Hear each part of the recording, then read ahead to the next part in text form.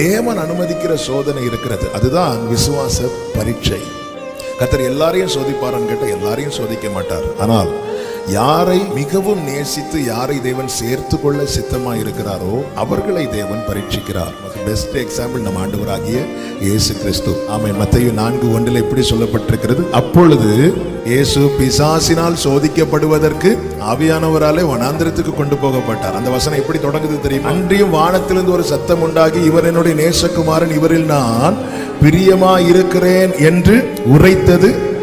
அப்பொழுது இயேசு கிறிஸ்து சோதிக்கப்படுவதற்கு சற்று முன்பாக வானத்திலிருந்து ஒரு சத்தம் வந்தது. என்ன சத்தம்னா, எனக்கு இவரை பிடிக்கல, அதனால நான் இவரை சோதிக்க போறேன். இல்ல, எனக்கு இவரை ரொம்ப பிடிச்சிருக்குது. ஆமென். தேவன் ஒரு பரீட்சையை வாழ்க்கையில் அனுமதிக்கிறார் என்றால் புரிந்து கொள்ளுங்கள், அது வருவதற்கு முன்னமே பரலோகத்திலிருந்து ஒரு சத்தம் வந்திருக்கிறது.